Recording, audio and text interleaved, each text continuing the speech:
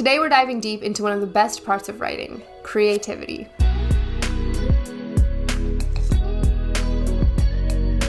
Hey, it's Megan. Welcome back to On Writing. If you're new here, I'm a professional writer and writing coach. How can we unleash the full potential of our writing by boosting our creativity? First, let's define what creativity is. Creativity is not just about having the fanciest ideas, but it's about expressing your thoughts and stories in a way that is unique to you. Creativity allows you to stay on fire for your story, come up with interesting ways to describe your characters, scene, and plot, and work through issues that come up as you're writing. But anyone who's written for any amount of time, I know this is true for me, knows that creativity is not just some kind of faucet that you can turn on and off whenever you please. There's some real roadblocks to creativity, like just facing the blank page, for instance. Where do we start? Keeping the momentum going when we're in the middle of a project, and then bringing it all home when we're finally in the end of a project and we're editing and revising. How do we keep the creativity alive? There are some common roadblocks that I know I've experienced and clients I've worked with have told me about, like limited time, fear of the reader or fear of failure, editing as we go, and then getting overwhelmed by the amount of work we have to do. Oh my gosh, I've already written 100,000 words of this and it's not even halfway done. These are a lot of roadblocks to creativity, so how do we move past them so that we can keep the potential of our writing strong? Sometimes I feel like creativity is like this little mouse that if I'm too loud, I might spook it and scare it away, so I have to just be very quiet and like coax it in with some cheese. And I do think there's something to be said for not straining your creativity. We do this in a couple of different ways. We force creativity.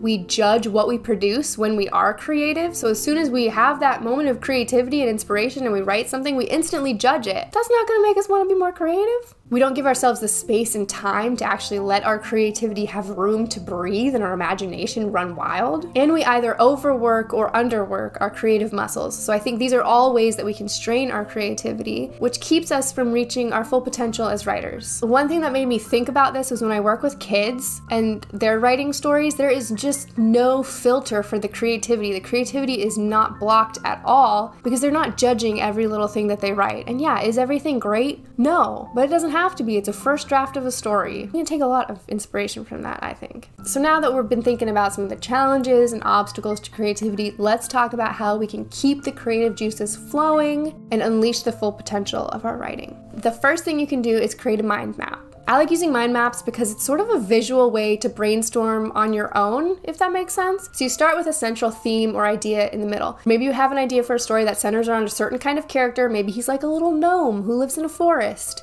So you put that in the middle and then you say, okay, what immediately comes to mind for me that's related to this idea, this theme, this character, or this setting? Or maybe it's a question. You put a question that you want to answer in your story in the middle. And then you put offshoots from that and you start building out a mind map. Mind maps provide a flexible and visual way to explore concepts, break down complex information, and stimulate your creativity. Many people find that mind maps are helpful for organizing their thoughts before writing, but they can also help you generate more ideas as well. Another way to boost your creativity is by free writing. Free writing kind of reminds me of doing writing sprints because you set a timer for a certain amount of time. Usually it's like 15 to 20 minutes, and then you write without stopping for that entire time. Whatever comes to mind comes to mind. I used to do this a couple of years ago when I wanted to just get back into the habit of writing and stimulate my creativity. I would sit down for 30 minutes every morning and I would just write. It was just me practicing writing, me letting my imagination take off. And I think that is the piece we miss when we grow up as writers. We lose that childlike imagination because suddenly we put all these rules on writing. Only this can happen.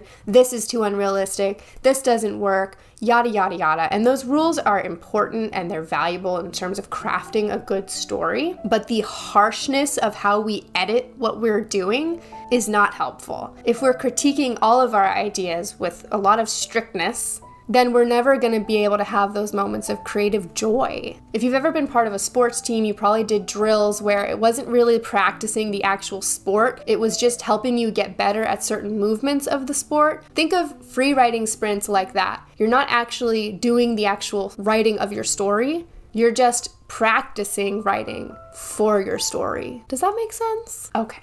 Sometimes if you're getting stuck with your writing project and you're not sure where to take it, changing point of view can help. Again, this is just an exercise that you can do, but you can take a scene that you've already written from your story and write it from a different point of view. And this just gives you a little bit more of a glimpse of what's going on around your character. Like, let's say you're writing in first person point of view, so you're really in the mind of your main character. You might be struggling to know what the other characters around them are really thinking or feeling or where they're coming from, but you still need that information to create a good depth in your scene. So maybe write that same scene, but from the point of view of your other character. That could give you an insight into how they would respond, why they would respond the way they would respond, and maybe other gestures and movements that they might use. It'll just open you up to being able to experience your story in a new way. And then the last tip I'll give you for boosting your creativity is to create creative rituals. Set some creative rhythms and rituals in your life. It's so annoying to me that this is true, but inspiration does not precede action like we think it does. At least like I think it should.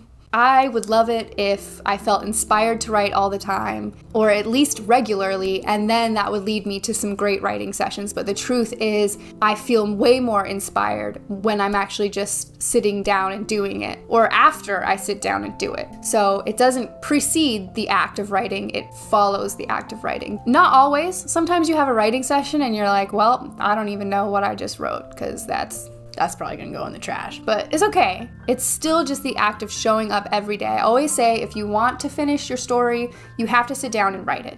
There's literally no other way to do it. You can't just hope for it to get done, and I'm speaking this to myself right now. You can't just hope for it to get done. You have to sit and show up and do it a little bit every day. Again, it's like practicing your sport. You have to show up to practice every day, and little by little you'll get better and you'll get closer to your goal. If you've been feeling super stuck with your creativity and you want to just push past that internal resistance you keep feeling whenever you sit down to write, I really suggest you pick up The War of Art by Steven Pressfield. It talks all about kind of that inner turmoil we go through as creatives, where we want to write, we want to create, but there's something in us that keeps us from doing so. Great book on that, and it's very small. It's very short, so you can read it quickly.